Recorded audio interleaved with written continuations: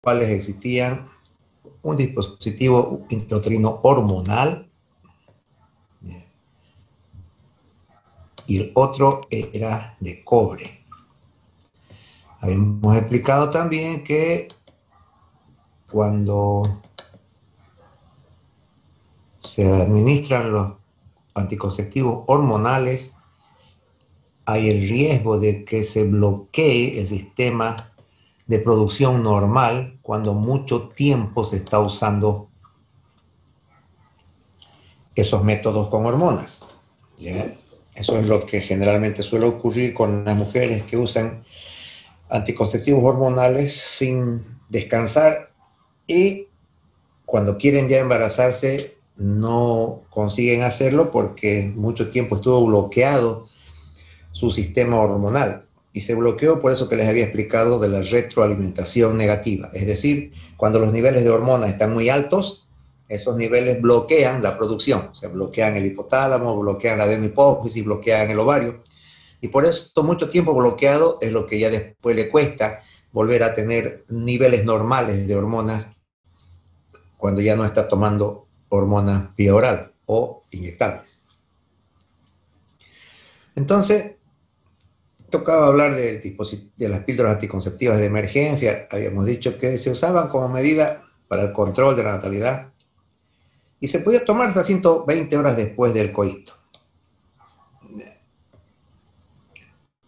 Solo que estas obviamente son altas dosis de progesterona, de estrógeno u otro tipo de medicamentos hormonales que actúan como que se ingiere como abortivo algunas de ellas, como habíamos explicado, y por eso es lo que las cuestiones que tienen que ver con abortos a veces ya son interpretadas de diferentes formas, tanto por los médicos como por la iglesia y por las personas, ¿no? De todos modos, eso ya es cuestión de cada uno, el hecho de cuál de estas tiene que usar o cuáles convendría que se usen o no se usen, todo aquello ya es resorte de decisión personal, ¿no? Sí, aquí en medicina lo único que se te enseña es qué dice la ciencia, pero aparte de la ciencia, en cada persona existe pues religiones, creencias, valores y todas esas cosas que hay que tomarlas en cuenta y sobre todo respetarlas, ¿sí? Eso es lo que ustedes tienen que aprender a respetar las creencias del resto de las personas o pacientes. El hecho de ser médico no te da a ser omnipotente sobre todos ellos, sino más bien te vuelve una persona con más conocimiento para poder ayudar y acomodarte a lo que ellos piensan. ¿Ya? Les había dicho que incluso hasta tu ídola, la Selena, murió porque sus creencias no le permitían recibir transfusiones sanguíneas. Entonces, si ella que lee, escribe y tenía dinero, tenía unas creencias tan poderosas, peor todavía las personas de tu país, ¿no? Este es tu país que tiene gente muy pobre, gente que se apoya mucho en sus creencias de tantos años que viene, entonces no es el doctorcito el que se las va a cambiar. ¿Ya? Y si quieres cambiarla no vas a poder, vas a perder tiempo y se van a morir pacientes por esa terquedad de querer hacerlos entender. Es mejor que entienda el médico y que se acomode de una forma inteligente para ayudarlos. Entonces, existen estas píldoras anticonceptivas de emergencias, no solamente estas que están indicando que se toman hasta 120 horas después, hay otras que se toman dentro de las 24 horas o 72 horas, o sea, hay una variedad de este tipo, pero todos se basan en ¿qué? En dosis altas de hormonas. ¿Ya? Otro tipo es esta mifepristona o acetato de ulipristal. Igual, esos dos son antihormonales, bloquean las hormonas y no permiten la implantación. Esta mifepristona es abortivo si se ingiere después del momento de la implantación. Y hay otros también, ¿no?, que venden en todas las farmacias con otro nombre, los nombres comerciales. Sintotec. Exactamente. Y con esos nombres comerciales también los están vendiendo y esos son desde luego abortivos, solo que en este caso de ese medicamento lo que produce son contracciones del útero, no es hormona, sino que es un medicamento que produce contracciones del útero y las contracciones, bueno, actúan como un abortivo, ¿no? O sea, eliminan el contenido uterino, que en este caso sería el embrión. ¿Ya? El problema es que cuando se utilizan ese tipo de medicamentos, no sabes si vas a poder controlar o no la hemorragia. ¿Ya? Se va a depender del tamaño del embrión, del tamaño de la placenta que ya se esté formado, de las semanas de gestación, y es probable que si empieza a hacer contracciones el útero y a eliminar el embrión, si no lo elimina completamente, ese útero sigue sangrando. ¿Quién ha visto el crimen del padre Amaro? ¿De qué se trataba?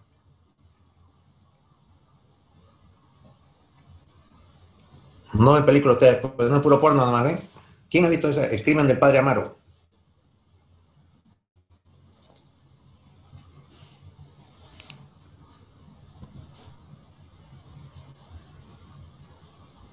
Ninguno, ¿sí? Primera vez que escucho el nombre de la película, doctor. Sí, Es igual, doctor. actor corrupto, algo así. No, Algo de negocios ilegales. no. El padre Amaro era un curita, un padrecito, ¿ya? Que a una de las que iban ahí a la misa, a la iglesia y demás cosas, la embarazó y fue a hacerla abortar y por ese aborto justamente murió con hemorragia. De eso se trata la película. Fue nominada al Oscar, incluso una película mexicana, con Gael García, creo que se llama el artista. Tu ídolo puede ser con ojo verde, ¿no ves? Es mexicano, ese es el padre Amaro. Ahí búsquenla y se van a dar cuenta, ¿ya? Entonces, justamente por estos problemas de que las mujeres tratan de hacer abortos y mueren muchas de ellas, porque no solamente hacen abortos con estos tipos de medicamentos, que les estoy explicando, tiene también su riesgo porque puede quedar a medias el aborto y el útero mientras esté con algo adentro no se contrae totalmente y sigue sangrando, ¿ya? Y si sigue sangrando, es grande pues el útero y sangra harto. Y por eso las mujeres mueren con shock hipovolémico. ¿Ya? O si no, se hacen hacer algún tipo de maniobras con gente que no tiene la bioseguridad, o sea, que no esteriliza correctamente los instrumentos. Y ahí agarran una infección y eso es mortal, ¿ya? Muy mortal porque como tiene tanta irrigación, las bacterias que llegan al útero rápidamente ingresan a todo el organismo. O incluso hay otras que hacen, le ponen como, ustedes que vienen de Cochabamba, tus abuelitas, allá en Cochabamba, comen qué bicho. ¿Qué bicho es el que comen harto? Un bicho chiquito.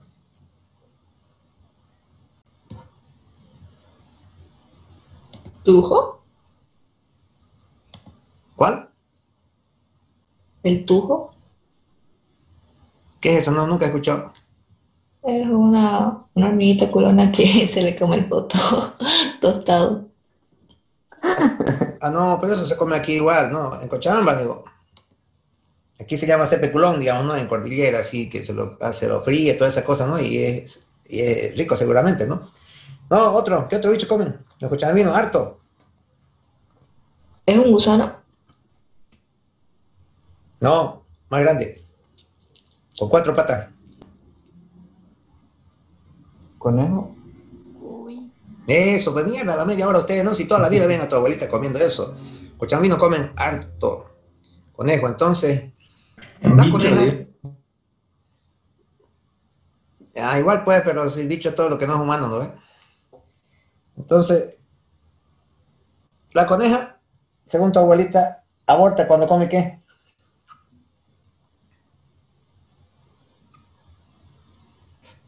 Lechuga, No, zanahoria.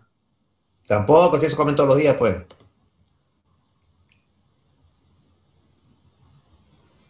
La van a averiguar, oye, Pasto. ahorita ni WhatsApp, Chuño. WhatsApp a tu Yuca. abuelita. No, es una hierbita, ¿ya? tipo, parece que es el perejil. La ruda. No, parece que es el perejil. Y Alfalfa, cuando ¿no? come, no, eso Orégano. comen todos los días. Tipo orégano o perejil, es el perejil. Cuando come la coneja y está preñada, aborta. Entonces, basados en este conocimiento, mucha gente, para hacer abortar a las mujeres, introduce un al cuello uterino. Si este es el útero, aquí está el cuello uterino. Entonces, estas son las trompas. Y aquí está el embrión. Yasmani señalan los embriones que ustedes tienen, ¿no es cierto? Entonces, ¿qué es lo que hace los Cytotec y compañía? Producen contracciones del útero. ¿Ya? El útero empieza a contraerse y en esa contracción se va a desprender acá su placentita y va a empezar a salir Yasmani.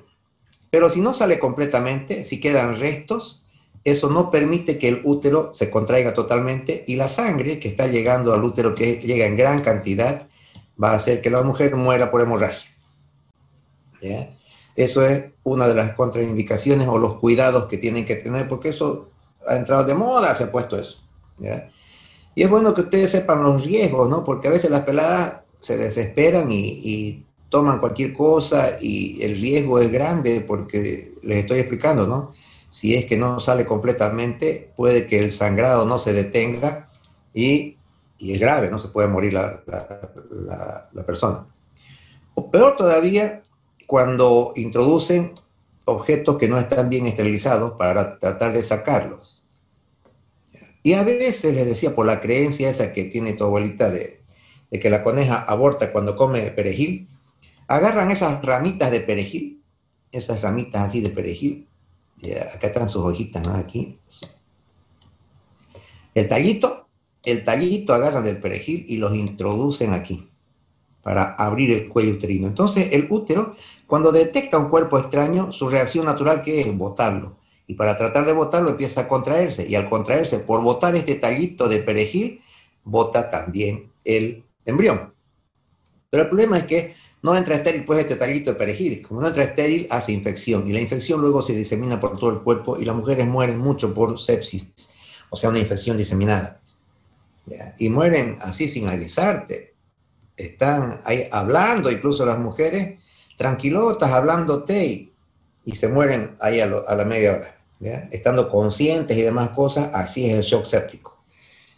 Entonces, eso hay que tener cuidado para no estar cayendo en ese tipo de acciones que causan la vida que cortan la vida de muchas mujeres. Por eso, porque existe mucha mortalidad en relación a los abortos mal hechos, es que en algunos países se adopta el aborto como legal hasta cierto tiempo.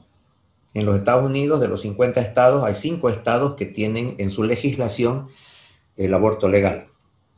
Creo que en Sudamérica está ya Uruguay con esto, no estoy seguro. Lo que sí sé es que en Uruguay está lícita la marihuana, pero no sé si el aborto ya lo habrán hecho, porque Uruguay es uno de los países que más se adelanta en cuestión de sus leyes, ¿no? Creo que el matrimonio gay también ya está en el Uruguay vigente y todas aquellas cosas del primer mundo, creo que el Uruguay es el que siempre lleva la delantera. De todos modos, les reitero, esto es cuestión personal, depende de los valores, la moral, la religión, la familia, las creencias, o sea, muchas cosas que son respetables que hacen el actuar del médico, ¿no?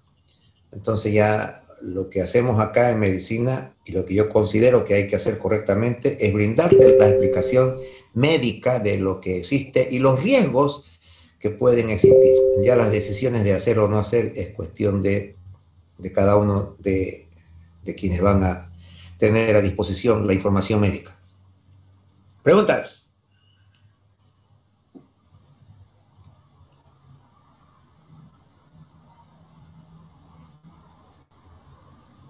Doctor, Pregunten.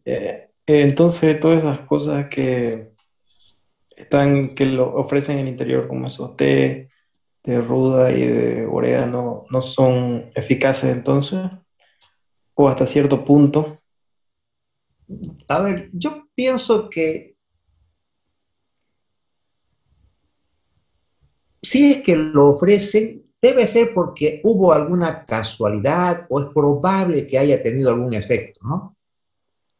Y hay té de todo, incluso dicen, a ver, toma café bien concentrado, harto café. Ah, ya, probablemente el café tenga cierta acción, por lo que es cafeína, que tenga cierta acción para estimular las contracciones uterinas. Probablemente, quizás el orégano también, porque como nosotros no sabemos nada de plantas, y cuando uno no sabe nada, no puedes decir que es mentira, pues, ¿no es cierto? O sea, vos no puedes decir que no existe la brujería porque vos no has hecho un curso de brujería, pues no sabes nada de brujería, ¿no? Y entonces, cuando uno no sabe algo, no puede negarlo, ¿no? ¿Por qué? Pues no hemos estudiado, pues yo no he estudiado nada de lo que tienen las plantas, pero obviamente se sabe que las plantas tienen principios químicos activos poderosos, ¿no? Si no, pues la coca no sería lo que es, ¿no? Si no, no sacarían de las plantas la mayoría de los medicamentos. Entonces, obviamente que las plantas tienen sus principios activos que la ciencia no conoce de todo. Y entre los conocimientos de la gente que vive en las zonas, pues existen su cultura, ¿no? Que es ancestral, y en base a eso, pues ya ellos encontrarán las hierbas que son adecuadas, ¿no? Nosotros no las conocemos. Sería interesante si ustedes encuentran información que la podamos compartir, que la traigan para que conozcamos, porque nunca está de más el conocimiento. Nunca está de más. O sea, mientras más cosas sepamos, va a ser mejor. Si ustedes consiguen qué cosas más están usando, podremos encontrar si hay o no cierta correlación con esto, ¿ya? Eso desde épocas muy antiguas se conocían, porque incluso desde los faraones y demás, y emperadores romanos que tenían que acostarse con las doncellas, las amigas de las doncellas, para que no le toque a ella, le daban cierto medicamento, ciertas hierbas, no medicamentos, para que sus menstruaciones duren mucho tiempo. Entonces, cuando estaba con menstruación, no podía pues, entrar, ¿no? al dormitorio del rey. Y por eso se salvaban ellas y agarraban otra que estaba sin menstruación.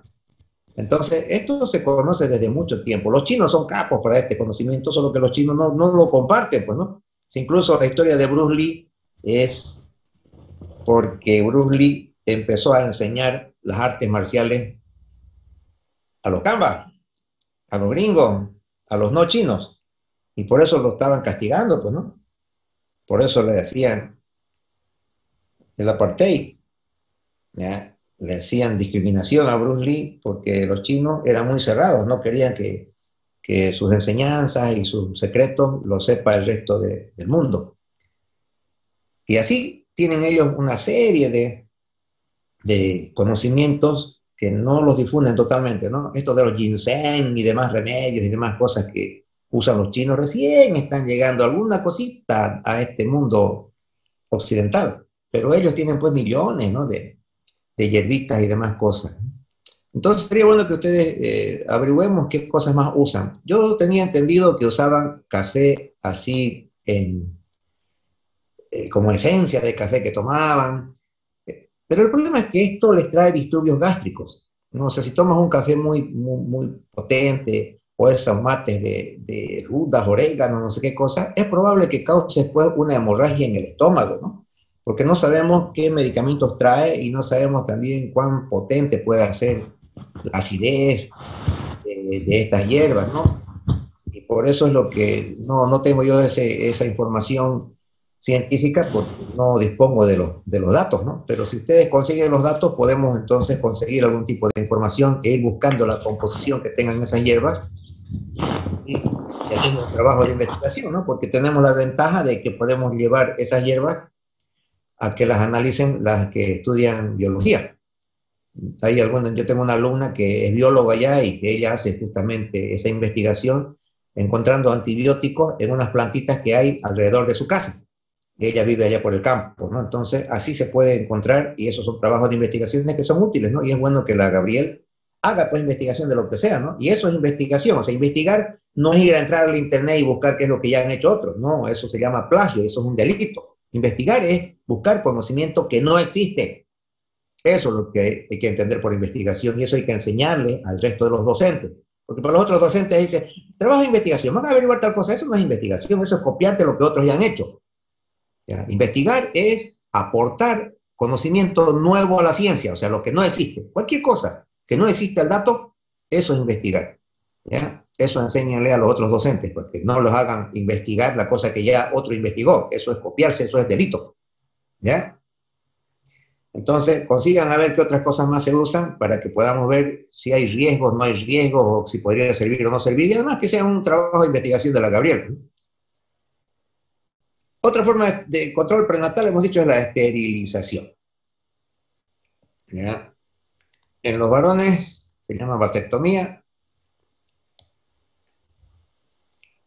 ¿Por qué? Porque ocluye, ¿no?, el conducto deferente por donde están saliendo los espermatozoides, y de esa forma no van a salir los espermatozoides. Y en las mujeres hay que cortar aquí las trompas, se cortan, se ligan esas trompas, y cualquiera de estos procedimientos, de acuerdo a la nueva técnica quirúrgica, con microscopio, si se desaniman, otra vez se puede volver a conectar lo que se cortó tanto en hombres como en mujeres. Obviamente en hombres es más difícil. La infertilidad, este es un problema que afecta a bastante porcentaje de las parejas. Dice entre 14, Doctor, dígame.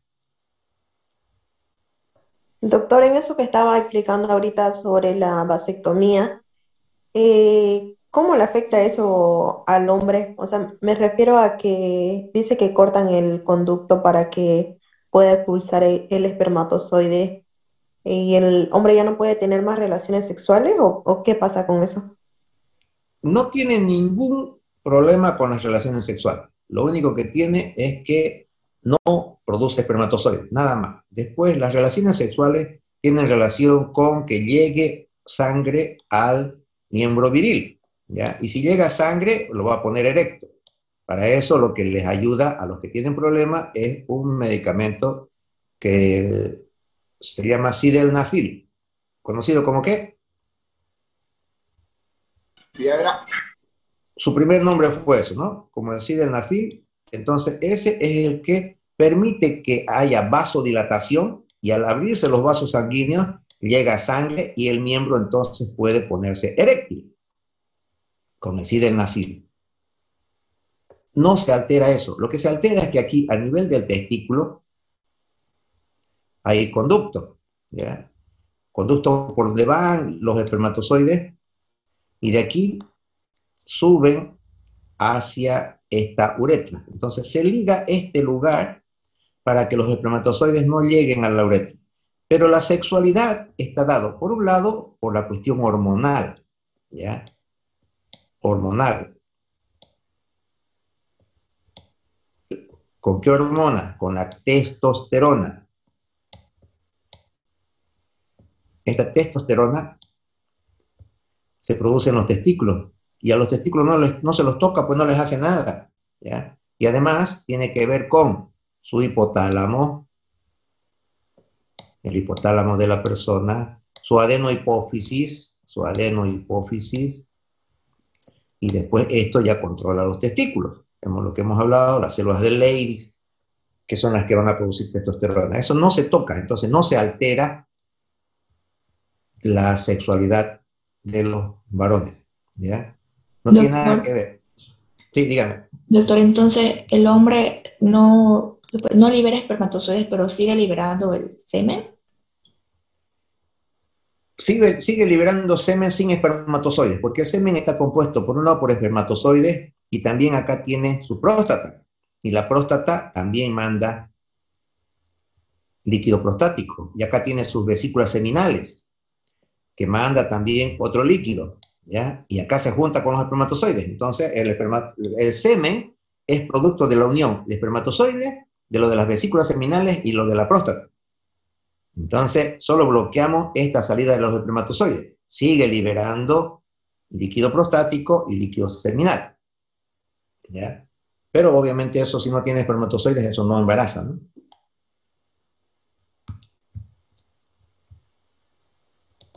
Sigamos entonces. Esto es la infertilidad. Dígame.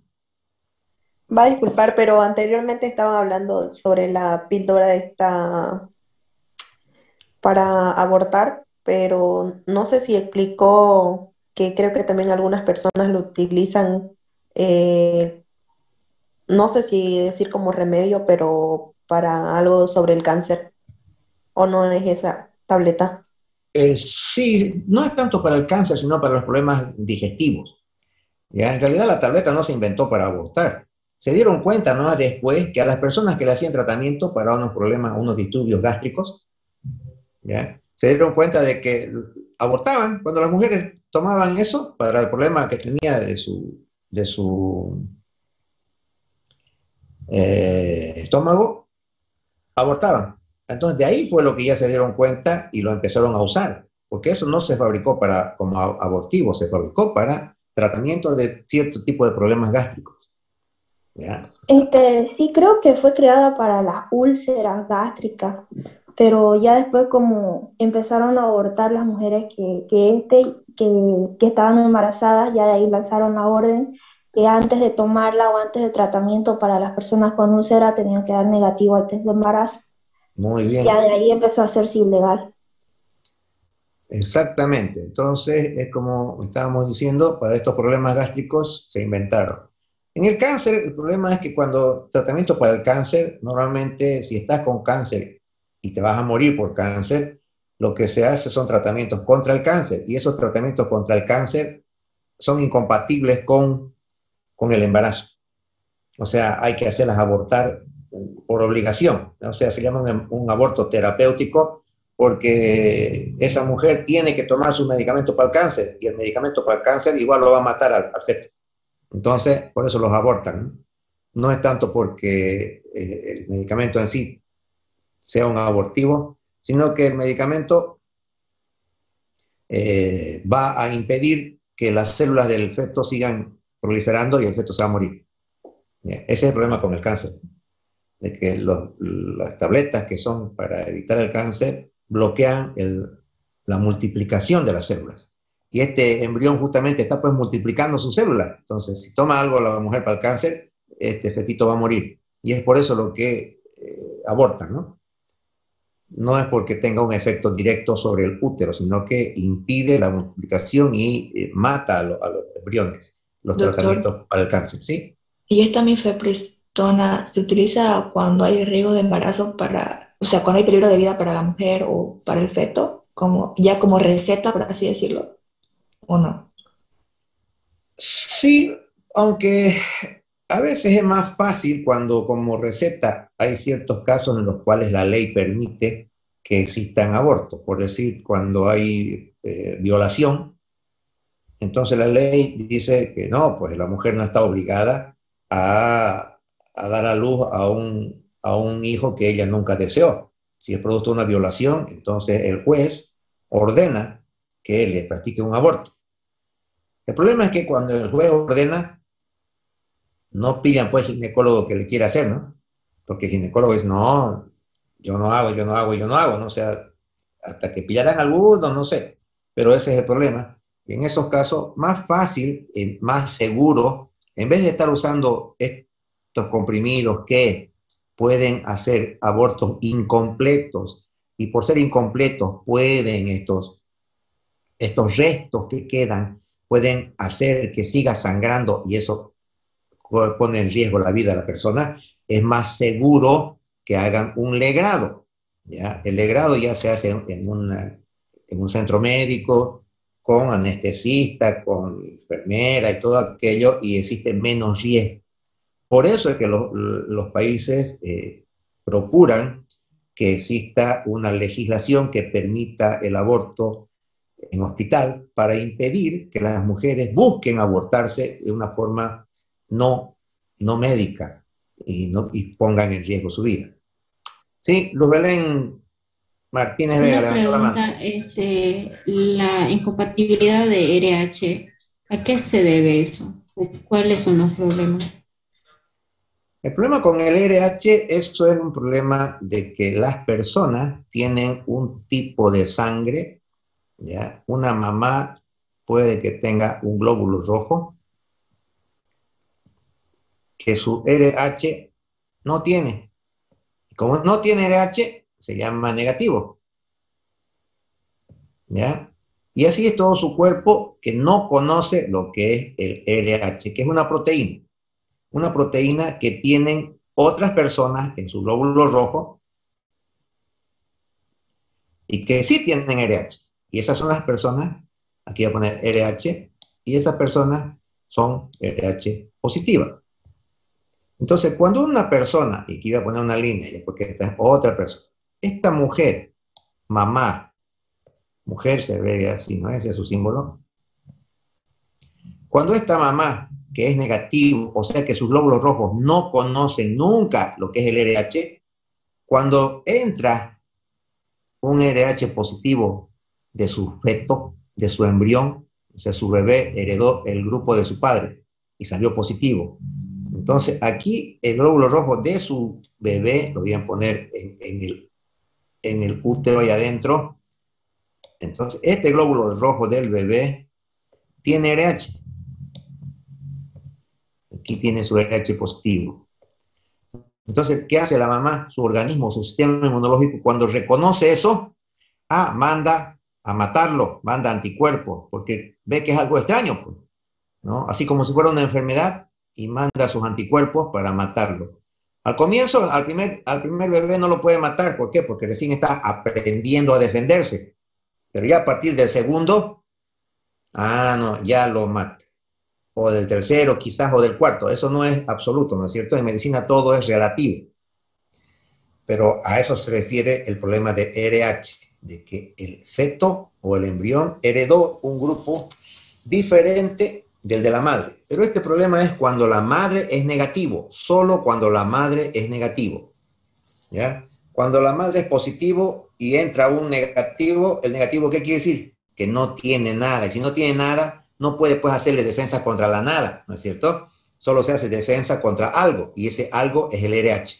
Cuando no tiene, es negativo, no se hace defensa contra lo negativo. O sea, si el feto sería negativo y la madre positivo, no pasa nada. ¿Por qué? Porque el positivo no se va a defender contra la nada. Pero en el negativo, que no tiene nada, sí se defiende contra el RH del positivo. Sigamos entonces.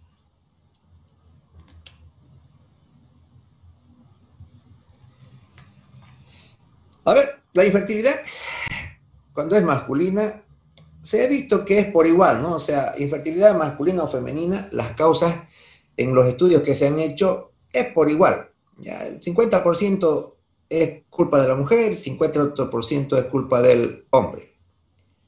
No diremos culpa, sino responsabilidad o causa, ¿ya?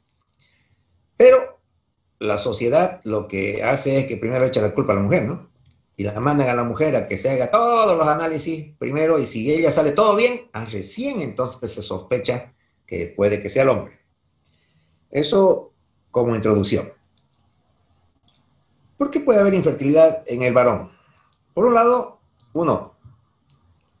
número insuficiente de espermatozoides. 2, que los espermatozoides no se mueven correctamente, ¿ya? Puede que sean anormales, que no tengan cola, o que sean muy chiquititos, o que sean muy grandes, o que tengan 2 colas, o que simplemente sean espermatozoides que no tienen la velocidad adecuada, y eso también es causa de esterilidad. O las dos cosas, ¿no?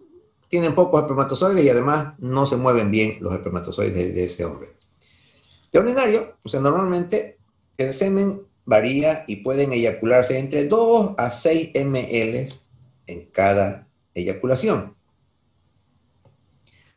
A veces tienen hasta 100 millones de espermatozoides por cada ml.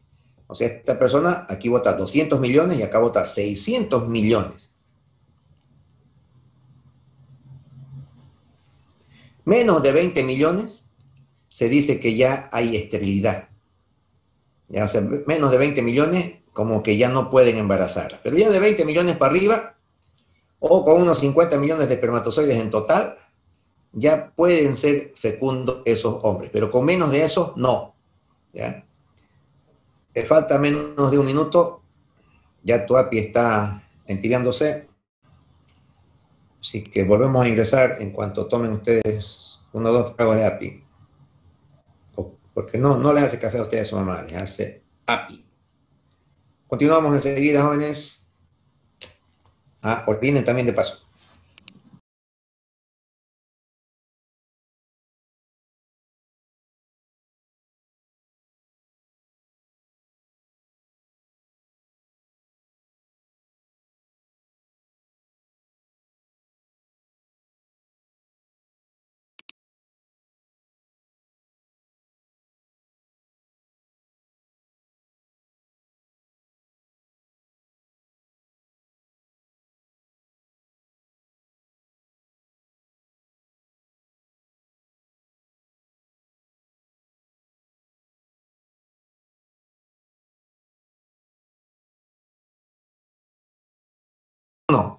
Oclusión de las trompas.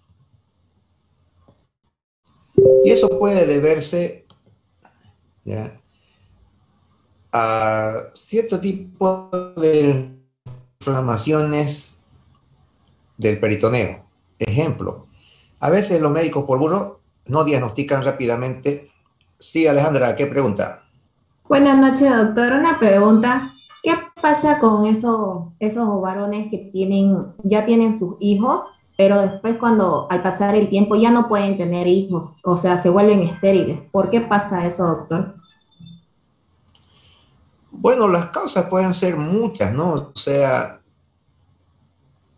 una de ellas podemos decirles de que es probable que este circuito que estamos viendo acá, te voy a subir un poquito a ver, donde dice acá hipotálamo, ya, adenohipófisis, esto dice adenohipófisis, adenohipófisis, y en este caso los testículos. Este circuito también tiene conexiones, fíjense ustedes aquí arriba, con la corteza cerebral, con el consciente, subconsciente, etcétera, ¿no es cierto? El hipotálamo es parte del sistema nervioso central.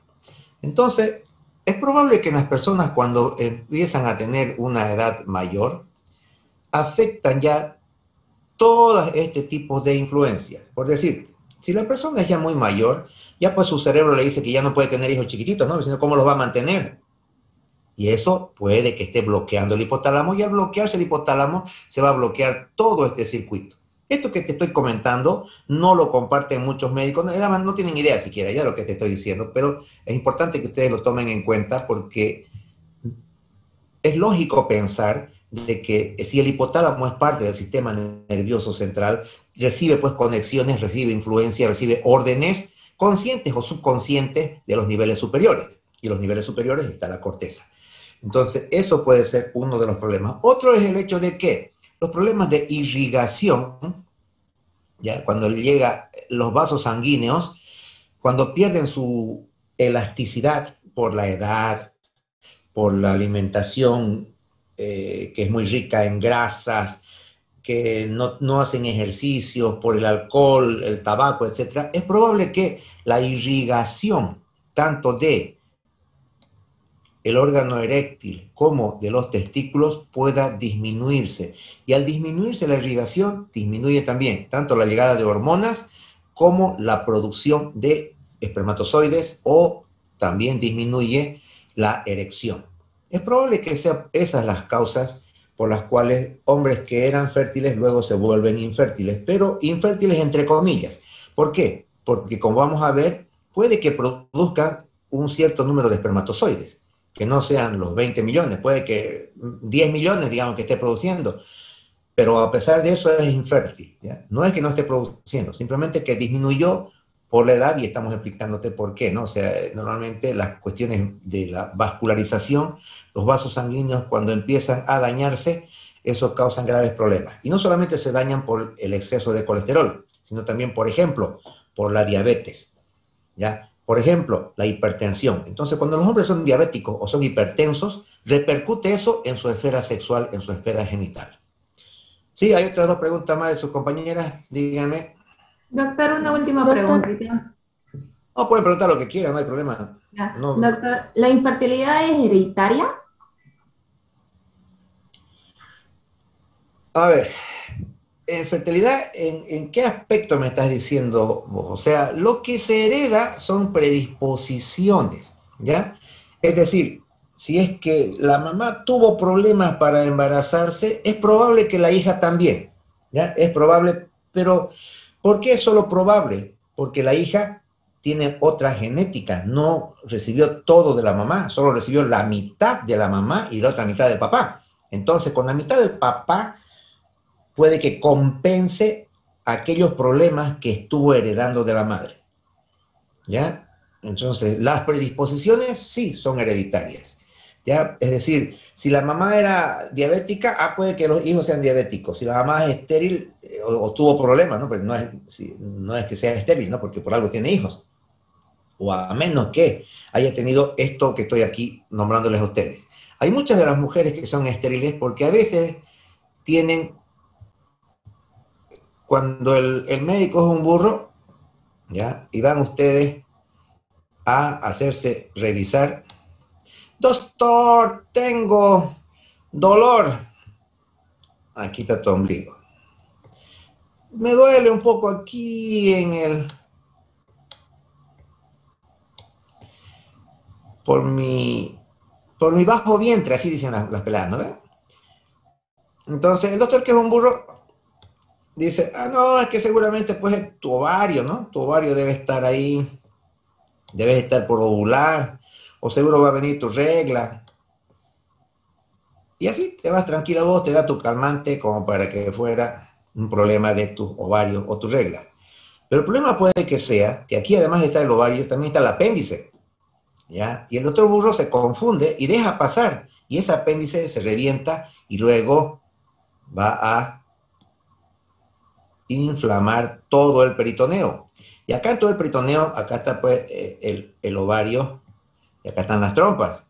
Entonces, ese peritoneo, cuando se inflama, puede hacer que se cierren las trompas. Y eso causa esterilidad y es muy frecuente. ¿Por qué? Porque el médico no diagnosticó, o a veces no es que no diagnosticó, sino que la gente deja pasar el tiempo, ¿no? Toma hierbitas y esas cosas sin darse cuenta que puede estar escondiendo una apendicitis. Y cuando eso se revienta, ya puede dar una peritonitis. Y las peritonitis pueden causar esta oclusión de las trompas. O también, otra de las causas de la infertilidad es esto del moco. Ya, esto hemos puesto número 1 en las mujeres. 2, moco cervical hostil. ¿Qué quiere decir? Que es un moco que es muy ácido o que es muy espeso y que no deja que penetren los espermatozoides. Una tercera opción para el problema de infertilidad femenina es la inmunidad contra los espermatozoides. Es decir, como el espermatozoide es un cuerpo extraño, y si es que esta mujer tiene suficientes leucocitos y suficientes defensas, al ratito los va a matar pues a los espermatozoides, ¿no? No los va a dejar que se acerquen siquiera al óvulo. A eso se llama inmunidad contra los espermatozoides. 3. Y la 4, la ausencia de ovulación. Y la 5, otro tipo de causas más que puedan existir, ¿ya? Que podría estar acá otro tipo más de problemas con la cuestión hormonal. Cuando estas mujeres, bueno, cuando se detecta alguno de los tipos de causas, pues hay que hacer el tratamiento adecuado, ¿no? El citrato de clomifeno, eso es un medicamento. Doctor, Dígame. disculpe una preguntita.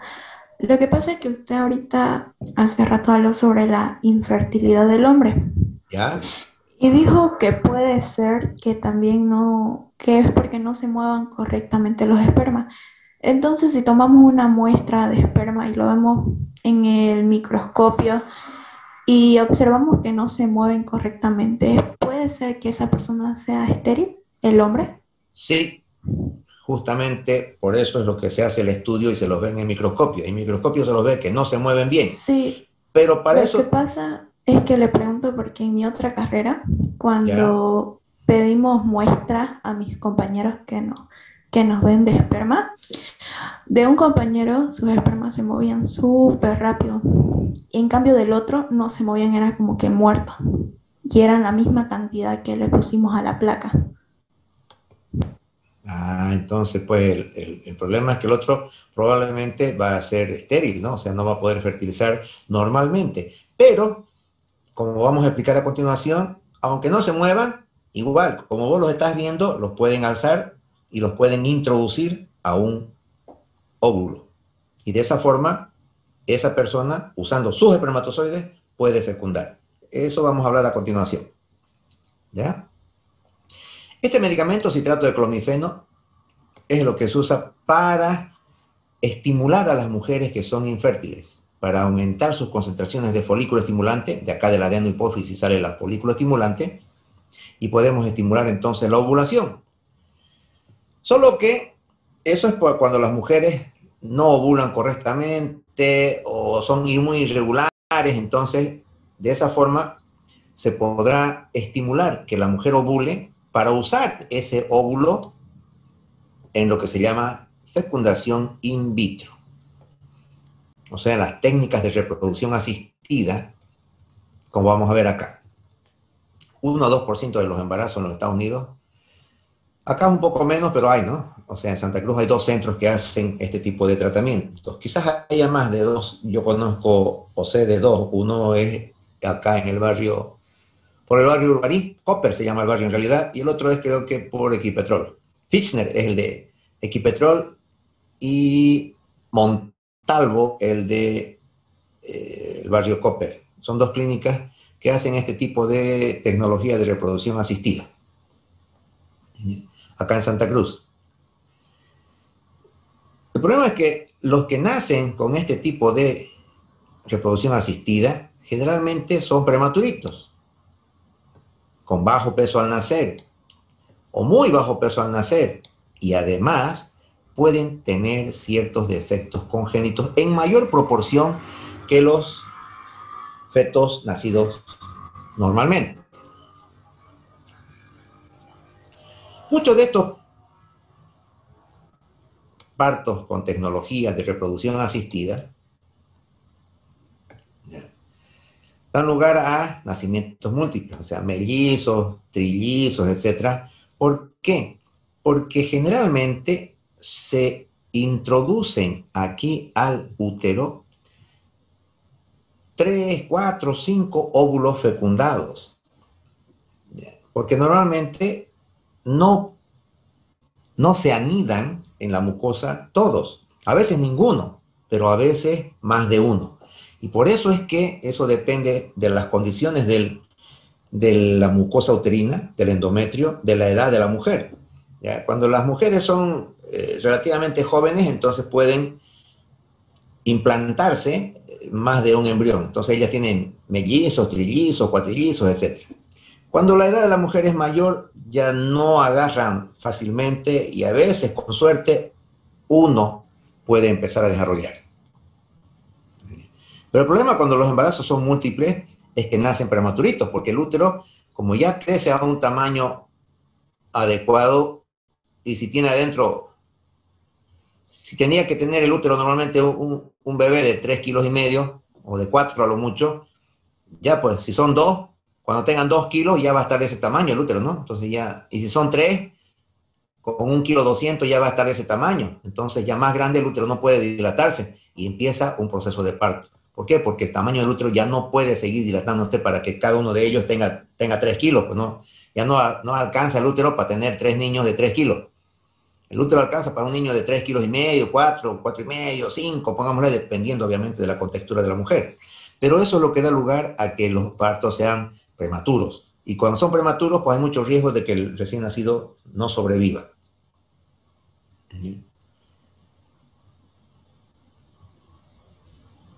Y además de eso han visto que, si bien se aumentan los partos prematuros, también se aumentan las malformaciones. Hay técnicas que se ocupan para esta reproducción asistida. Uno se llama fecundación in vitro. Esta es una técnica. Y la otra se llama inyección intracitoplasmática de espermatozoides. Son 2 formas de hacer las técnicas de reproducción asistida. ¿De qué consiste la fecundación in vitro?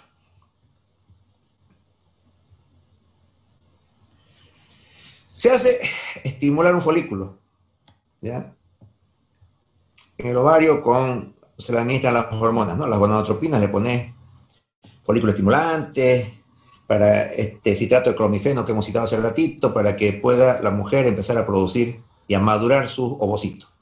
Y estos ovocitos, entonces, le hacen una laparoscopía y se aspiran los ovocitos antecitos de que exista la ovulación. ¿Ya? Y luego ese óvulo lo van a colocar en un medio de cultivo que tiene glucosas y demás que sirven de su alimentación, y ahí en el medio de cultivo, en la cajita de Petri, se agregan los espermatozoides. Entonces, si aquí ponemos un óvulo y acá ponemos los espermatozoides, entonces obviamente uno de esos espermatozoides va a hacer todo el procedimiento que hemos explicado anteriormente para poder fecundar. ¿Cuándo ha ocurrido esta fecundación? Ya. Este ovulito ya fecundado lo traspasan al útero, al interior del útero. Esa es una de las formas entonces donde lo siembran al óvulo fecundado. Generalmente puede ser más de uno, porque si ponen más óvulos se van a fecundar. Generalmente ponen 4 o 5, dependiendo de la edad de la mujer. Porque cuando no son muy jóvenes, no prenden ninguno, pues si ponen un hito, puede fallar. Entonces, si ponen 4 o 5, entonces hay más posibilidades de que por lo menos uno pueda desarrollarse. Esa es una técnica. Otra técnica, que es la inyección intracitoplasmática de espermatozoides. Un solo espermatozoide lo agarran y lo inyectan al óvulo y ahí lo fecundan. Esa es la técnica de inyección intracitoplasmática de espermatozoides. Y eso es cuando, les decía, cuando hay infertilidad masculina.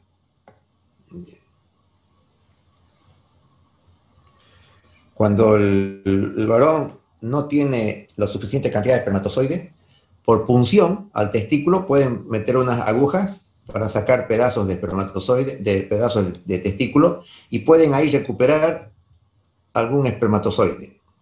Y si encuentran, basta que encuentren un hito, ese ya sirve para hacer esta inyección intracitoplasmática del espermatozoide y fecundar un óvulo. Entonces, los óvulos que están fecundados se los traspasa aquí al útero cuando están ya en número de 8 células. Ahí se van desarrollando en el medio de cultivo, se van a ir dividiendo, se hacen 2, 4, 6, 8, cuando ya están 8, ahí recién las introducen en este útero que ya estaba preparado con gonadotropinas, ¿no? O sea, que ya tenía la mucosa y generalmente niveles altos de progesterona, porque es la progesterona la que ayuda a este desarrollo y al mantenimiento del embrión dentro del útero. Como les decía, esta fertilización in vitro depende el éxito de la edad de la madre. 30% en un intento cuando la mujer tiene menos de 35 años. Ya después solo el 25% cuando tiene entre 35 a 37 años. Y solo 17% surte efecto, tiene éxito en aquellas que tienen entre 38 a 40 años. Y menos del 5% en las que son mayores de 40 años.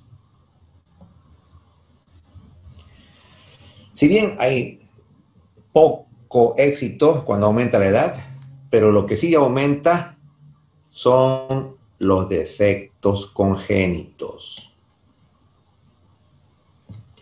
Y por eso lo que les decía, para que haya más posibilidad, se extraen entre 4 o 5 óvulos, se fecundan esos 5 óvulos, se colocan dentro del útero de esos 5 óvulos, y por eso es que en algunos casos pueden gestarse esos 5 y tener quintillizos. Y eso obviamente va a tener relación con la edad materna, hemos dicho, ¿no? Cuando las mujeres son más jóvenes, entonces es probable que 3 embriones puedan desarrollarse. El problema es que su desventaja, alta mortalidad y morbilidad. ¿Por qué? Porque nacen muy chiquititos y muy prematuros. Cuando el problema es la infertilidad masculina y tiene muy pocos espermatozoides, eso se llama oligospermia, o cuando no hay, entonces se puede obtener, como hemos dicho, de cualquier punto de los testículos, del aparato masculino, se puede buscar con punciones con aguja espermatozoides. Y basta que obtengamos uno solo, ese ya se lo inyecta al óvulo. Entonces, en ese caso, el padre va a ser ese padre infértil.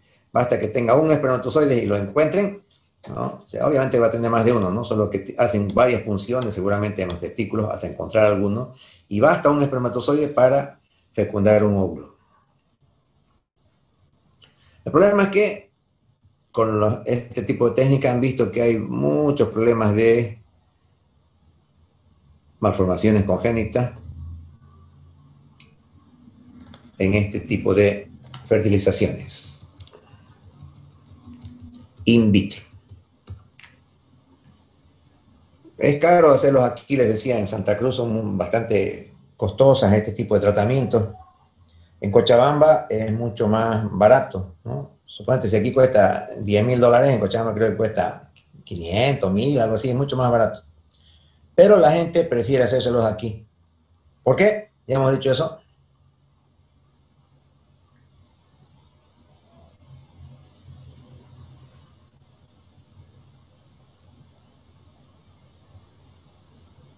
¿Por qué prefieren hacerlo aquí a pesar que es más caro y no van a Cochabamba?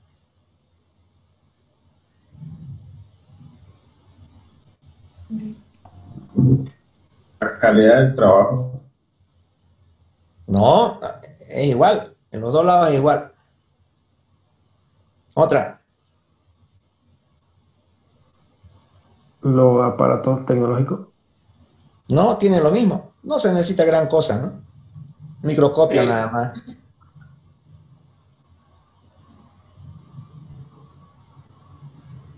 Especialista. ¿Cómo?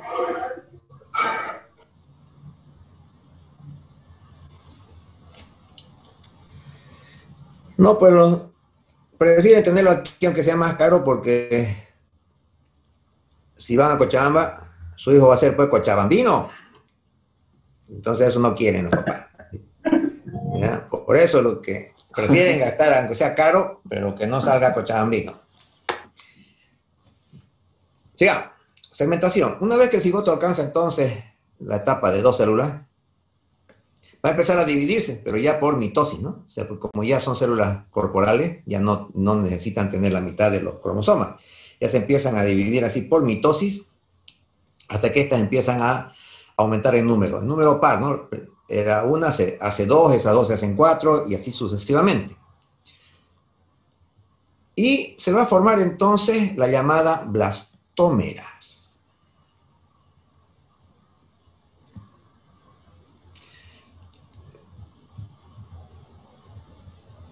Y luego estas blastómeras, estas células producto de esta primera división, van a empezar a compactarse. O sea, al comienzo están separadas así, las células no están muy bien unidas, y luego empiezan a compactarse.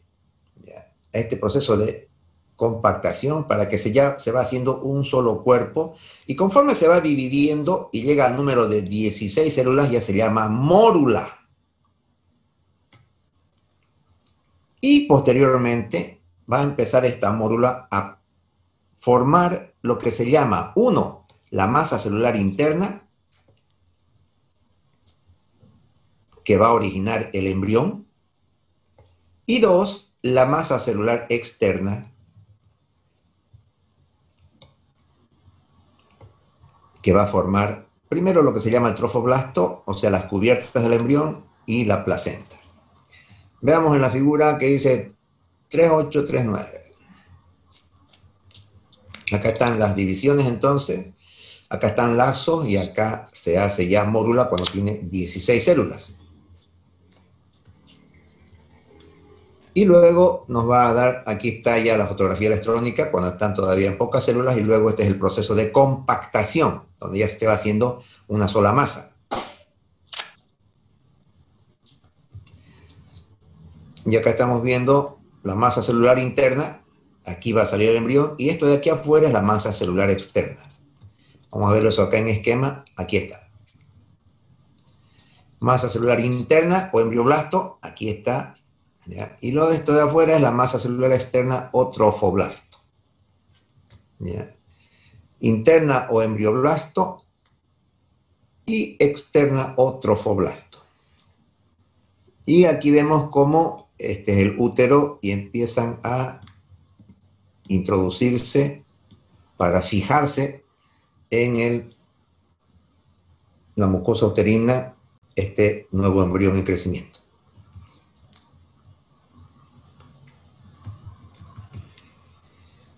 Epiblasto, hipoblasto y formación del eje. Entonces, aquí lo que intervienen son lo que hemos visto, los genes, ¿ya?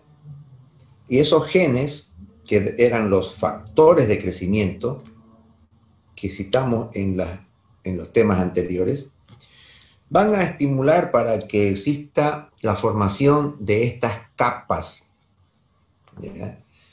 Que se llaman epiblasto e hipoblasto. Figura 3.11a. Vamos a ver. Aquí está el esquema del embrioblasto. Los genes son los que van a ordenar. Ya, esta y esta se van a volver hipoblasto. ¿Ya?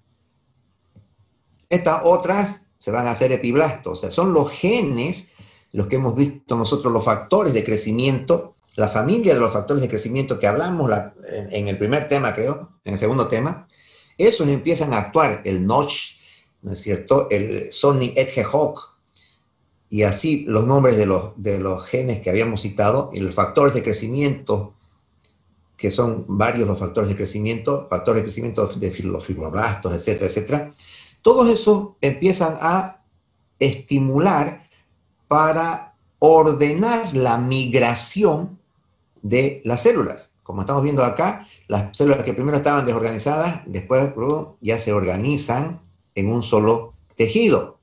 El epiblasto se vuelve un solo tejido y esto se vuelve el llamado endodermo visceral anterior, y todo lo de aquí afuera es el trofoblasto, que va a dar lugar a las cubiertas del embrión y posteriormente la placenta. ¿Cuál es la correlación clínica? Que es lo que generalmente nos interesa a nosotros. Aquí estamos hablando nosotros de que existen las llamadas células troncales embrionarias. Troncales embrionarias. ¿De dónde vienen? De esta llamada masa celular interna del embrión. Entonces, imagínense ustedes tener ese embrión, tener esa masa celular interna. Esas células que están ahí se llaman pluripotenciales. ¿Por qué? Porque pueden convertirse en cualquier cosa, en cualquier tipo de célula, porque a partir de esas células de la masa celular interna se van a derivar todas las células del cuerpo. Entonces, cualquiera de esas células puede convertirse en cualquier tipo. Se puede hacer músculo, se puede hacer neuronas, se puede hacer piel, se puede hacer riñón, hígado, lo que sea. Por eso se llaman que son células pluripotenciales, porque pueden formar cualquier tipo de tejidos. Y se aprovecha en investigación esta potencialidad de esas células para hacer experimentos y poder, por ejemplo, a los diabéticos que le hace falta las células que producen insulina, se le inyecta esas células en el páncreas para que empiecen a fabricar insulina. O aquellas personas que están muriéndose sus neuronas, se les inyecta en su cerebro para que eso haga nacer neuronas nuevas y no empiece a degenerarse tanto el cerebro en esta enfermedad de Alzheimer. O en el Parkinson, para que las células puedan producir las sustancias que controlan el movimiento. Que en estas personas con Parkinson no tienen, ¿no? Se van muriendo sus células que producían las sustancias que controlan el movimiento, y por eso les inyectan. O en aquellas personas que su médula ya no produce sangre, les inyectan estas células y podrían entonces volver a producir sangre. Entonces, el último grito de la moda, el boom de la investigación, está justamente en estas células troncales, o células madre que también se llaman, ¿ya? Y obviamente se han ido usando los modelos animales. El modelo animal que más se usa es el ratón, ya les he dicho, yo hago prácticas con ratones. Mi tesis de doctor, porque yo soy doctor como ustedes dicen, yo he hecho el curso del doctorado, cosa que no tiene ninguno de esos otros, y por eso andan envidiosos. ¿Ya? Mi tesis doctoral justamente ha sido esto, fabricar modelos animales con enfermedades de los humanos. Y en Montero, con mis alumnitos de montereños, que yo les enseño fisiología, porque no quieren que en Santa Cruz de Fisio, no sé por qué, oye, no quieren, a pesar que yo soy doctor, ¿no es cierto? No, siempre cierran los espacios para que, a pesar de que yo tengo el doctorado, solamente tengo un grupito nomás con ustedes, miren, nada más. Todos los otros docentes tienen 2, 3 grupos, 4 grupos, 2 materias, 3 materias, así. Y solo son licenciados, ¿no? Muchos de ellos ni siquiera no tienen especialidad. Pero así se comportan hoy. Eso es lo raro. Por eso es lo que decía su compañera, ¿no? De que si estaba yo postulando, estoy postulando yo en Montero. Básicamente ya soy el director de carrera de Montero. Y allá yo hago experiencias prácticas en fisiología con estos modelos animales. Y probablemente empecemos a hacer nosotros también esto de las células madre allá en Montero. Aquí ustedes van a seguir nomás haciendo con plastoformo, como hacen siempre sus ferias, ¿no? Con plastoformo. Entonces, se ha hecho ese tipo de inducción con células de ratones, esos son las murinas, en cultivo, para que hagan células secretoras de insulina. O de músculo. Cuando se muere el músculo cardíaco, no se puede regenerar, pero introduciendo estas células madre, se ha logrado conseguir en los ratones.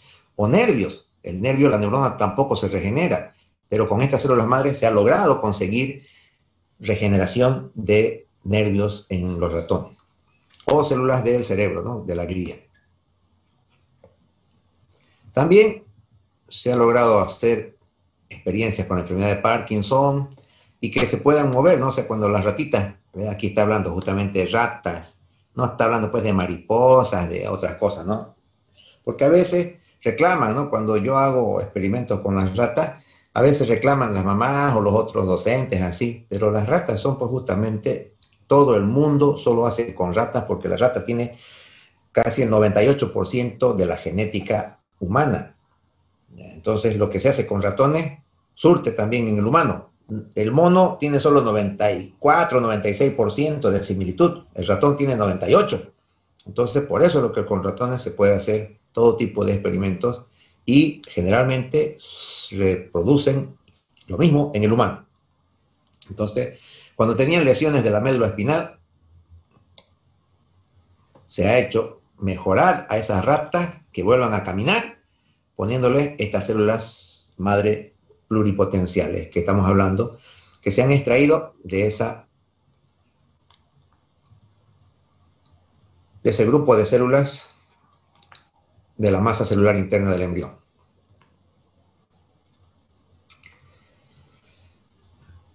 El problema es que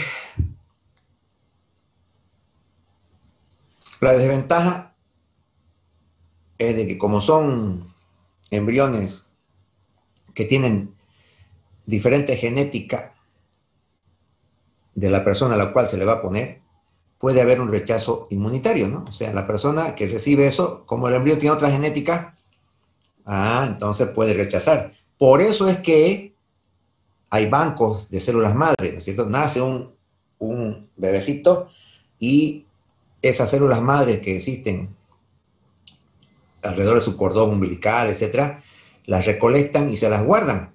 ¿Para qué? Para cuando aumente la investigación científica, esa persona tenga guardaditas células madre y se le pueda introducir cuando la ciencia haya evolucionado más. Para eso es lo que se hace en estos bancos de células madre. Hay acá en Santa Cruz ese banco de células madre, ¿ya? Y en eso consiste, de que para que no haya rechazo inmunitario, es mejor si te colocan tus mismas células madre, pues no las que tenías cuando eras guaguita, bebecito.